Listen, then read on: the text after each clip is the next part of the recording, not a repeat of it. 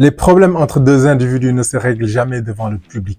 En communication, c'est l'erreur la plus banale. L'histoire qui a eu lieu entre Cyril Tolo et Samuel Eto'o, on va également rajouter Marc Brice, le nouveau sélectionneur des Lions indomptables du Cameroun, est tout simplement une masterclass d'erreurs en communication orale qu'il ne faut pas faire, notamment devant le public. En ma qualité de coach en prise de parole en public, fondateur de la société NT Conseil basée à Rouen, mais intervenant à l'international, j'ai le plaisir de faire cette vidéo pour revenir sur des éléments très importants afin de vous démontrer pourquoi ce problème a eu lieu et comment on aurait pu l'éviter. Finalement, c'est une belle histoire parce que ça se termine sur des excuses, ça se termine sur une conférence de presse 2 jours après l'altercation, ce qui montre la grandeur du peuple africain, mais également ce qui montre la grandeur de toutes les personnes qui ont eu une responsabilité par rapport à ce problème. Sans plus tarder, générique.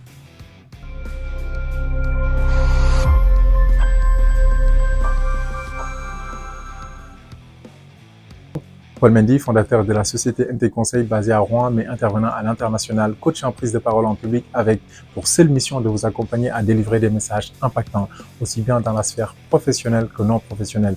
Beaucoup de personnes ont fait des analyses sur le plan footballistique de cette histoire. Il y a énormément de vidéos qu'on voit, de chroniqueurs, de consultants, de personnes qui en parlent. Mais moi, l'analyse que je vais vous proposer, ça va être sur le plan de la communication orale, à savoir la prise de parole en public, mais également sur le leadership et enfin, pour terminer, sur la proxémie. Ce que je vous propose, nous allons intervertir les ordres et nous allons commencer par la proxémie. C'est peut-être la première fois pour vous qui me suivez que vous entendez ce mot. Et si vous le connaissez déjà, c'est très bien. La proxémie, c'est quoi? C'est la distance qui va séparer deux personnes ou plusieurs personnes quand ces derniers parlent, parce que ces espaces vont participer à la transmission ou à la compréhension du message. Et vous le voyez, quand les présidents se voient, quand les hommes politiques se voient, il y a toujours un respect de certains nombres de distances. Je vous donne un exemple simple. Par exemple, la reine d'Angleterre, quand on allait vers elle, il y avait toujours une distance à garder. Ce qui est intéressant dans cette vidéo, on voit déjà que le rapport, il est trop frontal. Dans l'extrait de la vidéo, on voit que Cyril Tolo, donc le représentant du ministre qui était venu au niveau de la fédération, et Samuel Eto'o étaient déjà très proches.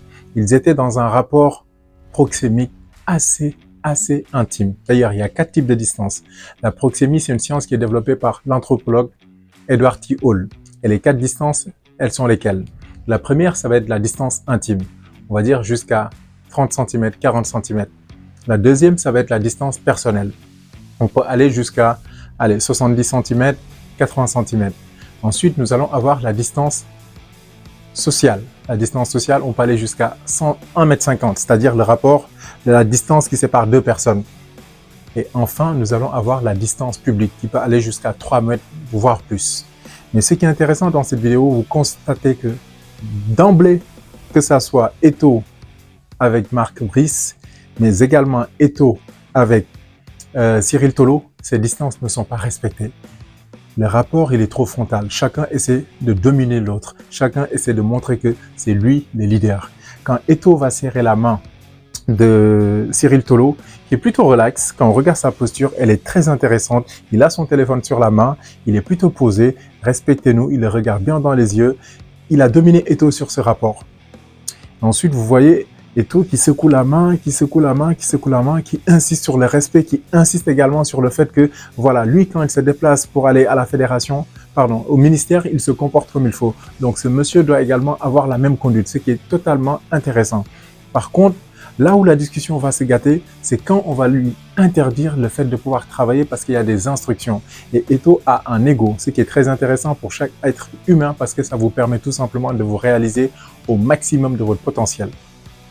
Maintenant, on va voir un agacement à ce moment-là. Et l'erreur que Eto'o fait, c'est qu'il veut régler les choses par lui-même. Il veut les régler tout de suite devant tout le monde parce qu'il veut montrer que c'est lui le boss, c'est lui le patron, c'est lui le président, comme il aime à le signaler. Et dans la deuxième interaction, nous voyons justement une personne, en l'occurrence Cyril Tolo, qui va continuer à parler. Et là, ça va agacer Eto'o qui va aller vers lui de façon assez virulente, avec un échange où Eto'o va déjà commencer à lever la voix. Et ça, c'est une erreur. Quand on est leader, quand on est responsable, on est souvent pondéré, on est souvent calme, on est souvent mesuré. Parce que les hommes charismatiques, les hommes justement qui arrivent à développer cette maîtrise de leurs émotions, ce sont les hommes les plus charismatiques, tout simplement parce que vous dominez la situation.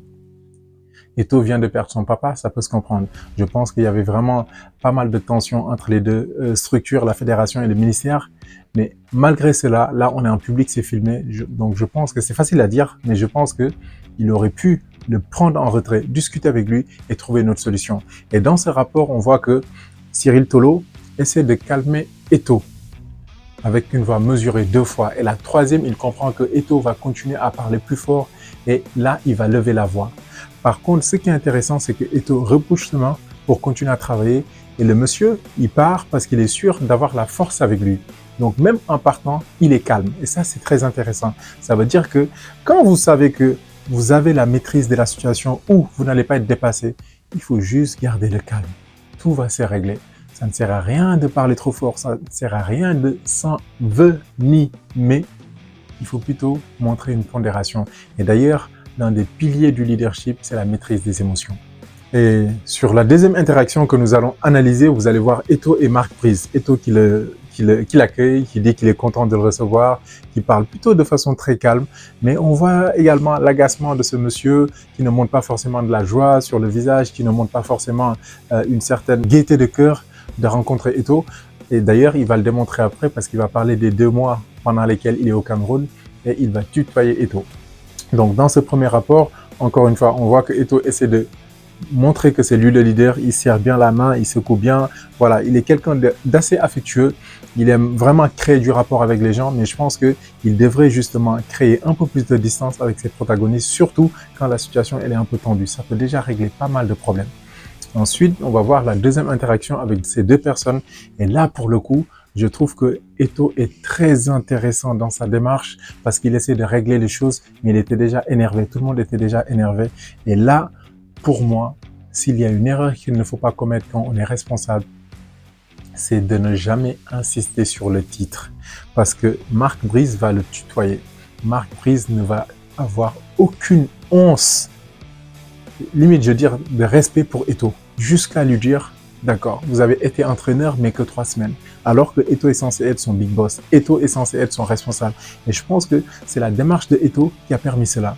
Avec beaucoup plus de recul. C'est pas une critique, mais c'est une analyse. Avec beaucoup plus de recul, beaucoup plus de pondération et pas forcément cette volonté de montrer que c'est lui le président, c'est lui qui assume, comme il l'a dit, les erreurs ou ce que, comment il s'appelle, Marc Briz va produire. Moi, je pense qu'en fait, il est descendu de son piédestal et il s'est mis au même niveau de responsabilité. Et si vous voyez, en fait, le leadership a été inversé parce que pour le coup, Eto'o était dans une posture en communication où c'est lui qui devait justifier, c'est lui qui devait se justifier. Et Marc Briz reprenait l'ascendance, il posait des questions, il donnait des interventions. Et d'ailleurs, vous voyez que dans la clôture de leur échange, c'est Marc Briz qui coupe court à la discussion pour lui serrer la main en lui signifiant, là pour le coup, l'arrêt de la communication. Ce que les Américains disent, it's never over until I say so. Ce n'est jamais fini tant que je ne l'ai pas dit. Et ce qui est dommageable par rapport justement à la communication d'Eto'o à ce moment, il est posé, mais arrivé à un moment, ça va l'agacer, toute cette situation, et il va commencer à utiliser seulement le titre, c'est-à-dire le fait d'être président, le fait d'avoir été un grand joueur, le fait d'avoir été, comment on appelle ça, un entraîneur pour pouvoir justifier le respect qu'on doit lui donner. Et ça ne se fait pas en communication, ça ne se fait pas en leadership, parce qu'on n'a pas besoin de cela pour pouvoir montrer son leadership. Le leadership, c'est quelque chose qui entraîne normalement. Donc, dans cette interaction également, il y a beaucoup d'erreurs et il n'y avait pas assez de distance. Mais au-delà de ça, Eto'o devait montrer un peu plus de supériorité et garder son calme comme il l'a fait au début de l'interaction et ne pas forcément chercher à se justifier, même s'il essaie de régler la situation. D'ailleurs, il supplie Marc Briz de rester pour qu'il puisse travailler. Par contre, quand tout le monde est tendu et Marc Briz, il est plutôt du côté du ministère, forcément, il ne pouvait pas rester. Voilà, la dernière erreur sur cette interaction, c'est quand Eto'o va lui signifier que s'il franchit la porte, il ne reviendra plus. Ce qui peut être intéressant parce qu'on voit qu'également, il essaie de se faire respecter, mais au-delà de ça, en fait, il y a une succession d'actions, une succession d'interactions, d'échanges où il ne sort pas forcément vainqueur et il ne sort pas avec le résultat escompté. Donc, je pense que il est important justement quand on est leader, quand on a une responsabilité, de soigner sa communication et de faire attention sous le feu des projecteurs d'une certaine type une typologie de communication orale parce que cela peut être contre-productif. Maintenant, quand on arrive sur l'aspect du leadership, ce qu'il faut comprendre, c'est que il y a 5 niveaux de leadership. Et là, dans cette vidéo, on a l'impression que Samuel Eto'o, avec tout le parcours exceptionnel qu'il a, l'un des meilleurs joueurs africains, l'un des meilleurs attaquants pour moi de tous les temps. D'ailleurs, il devait avoir le ballon d'or. Je ne comprends toujours pas comment on ne lui a pas donné le ballon d'or, mais bon, ça c'est un autre débat. Ce qui est dommage, c'est qu'on a l'impression que son niveau de leadership dans lequel il est, selon John Maxwell, qui a bien théorisé le leadership, il est au niveau de la position. Et la position, c'est quoi? C'est-à-dire les titres que vous avez fait de vous un leader. Juste le titre. Si on vous enlève le titre, vous ne l'êtes plus. Imaginons, vous êtes chef d'entreprise, vous en devenez leader. Vous êtes président de parti politique, vous en devenez leader. Vous êtes sélectionneur, vous devenez leader. Mais une fois que vous n'avez plus cette position professionnelle ou cette position en tout cas qui vous est attribuée par une tierce personne, une structure, vous n'êtes plus leader. Et dans cette vidéo, en fait, on a l'impression que Eto'o insiste beaucoup sur les termes. C'est moi le président, c'est moi le boss, c'est moi ceci. Et très souvent dans sa communication, c'est quelque chose qu'il répète beaucoup. Je pense que c'est dû peut-être à son ego, ce qui est positif. Moi, je vois son ego comme quelque chose de positif, même si d'aucuns peuvent le qualifier de négatif. Mais cet ego lui a permis de faire cette belle carrière. Et je pense que dans sa communication, ce n'est pas nécessaire de rappeler si souvent la position qui est la sienne ou les responsabilités qu'il occupe. Il doit plutôt se concentrer sur les résultats. Et il doit laisser ces résultats, comme quand il était footballeur, parler pour lui. Donc ça, c'est important. Et le deuxième niveau de leadership, c'est la permission. À mon avis, à mon humble avis, même si c'était déjà une situation tendue, Eto'o doit peut-être travailler de façon à ce que les gens courent vers lui pour qu'il devienne le leader et pas forcément que lui essaye de montrer que c'est lui le big boss. On a vu lors de la CAN, on l'a vu dans les rapports avec les joueurs. Je pense qu'il y a trop de tension pour une personne de sa trempe, pour une personne de son intelligence. Je pense qu'il faut prendre du recul et ne pas forcément vouloir être aux commandes tout le temps. Il faut plutôt qu'il se détache, qu'il travaille, il est très intelligent, il aura des résultats, mais vraiment ne pas descendre sur le terrain et donner l'impression qu'il va être aux commandes, même pendant les mi-temps, tout le temps faire ses discours. Ce n'est pas nécessaire. Pour moi, il doit prendre du recul et c'est plutôt sa capacité à avoir du résultat. Donc là, le troisième niveau de leadership selon John Maxwell et sa capacité à développer les compétences de ses collaborateurs et des personnes avec lesquelles il travaille qui feront de lui justement ce leader naturel qui n'aura plus besoin de se justifier. Voilà, en termes de communication non verbale, également en tant que coach en prise de parole en public, et quand il y a des situations comme ça, il est intéressant de les analyser sur le plan de la communication pour que vous compreniez les erreurs que vous pouvez éviter. Donc, pour terminer sur cette analyse, ce qui est intéressant, c'est que l'histoire se termine par des excuses et chacun montre une grandeur. Même si lors de la conférence de presse, on a l'impression que Eto'o s'excuse lui seulement, les autres n'ont pas forcément prononcé le mot excuse, même si chacun a un propos qui dirige justement les intentions vers la réconciliation et vers le travail qui doit être vraiment le socle de la démarche de chacun des protagonistes et surtout de l'importance qu'il faut accorder au peuple camerounais qui n'attend qu'à voir ses lions avoir une équipe solide avec un staff consolidé et surtout solidaire. Maintenant, ce qui est intéressant, c'est que lors des excuses, je trouve que c'est très beau parce que même si c'est juste des gens qui font semblant, mais je trouve que c'est très intéressant d'avoir une embrouille de la sorte qui a fait le tour du monde, d'avoir une histoire où chacun a voulu montrer qui il est. Eto'o qui vire le représentant du ministère, le représentant du ministère qui forcément rend compte à son supérieur, qui montre à Eto'o que après tout, voilà, nous avons l'ascendance sur toi. Marc Brice qui se fait plus ou moins accueillir d'une façon très particulière par Eto'o et lui-même qui va dire à Eto'o que tu es coach que pendant 3 semaines. Mais finalement, avec tout cela, ils font fi de ces problèmes et ils se posent à la table pour faire une conférence de presse qui fait du bien à tout le monde et notamment aux joueurs de football de cette équipe qui doivent avoir de la sérénité. Donc sur cette communication non verbale, c'est-à-dire lors de la conférence de presse, on voit vraiment des gestes très intéressants. Eto'o essaie toujours, c'est quelqu'un qui crée tout le temps du rapport, il va vers les gens, vous le voyez, les épaules, quand il parle, il va vers la droite, vers la gauche. Ça, c'est vraiment une particularité, c'est très intéressant. Mais également, vous allez voir quand, je pense que c'est Mouel Koumbi, je pense qu'il était en bleu, quand il applaudit, une fois que Eto'o a parlé, il applaudit vigoureusement et je pense qu'il est extrêmement honnête quand il fait cela et c'est pas forcément des applaudissements de façade parce qu'il y a les caméras.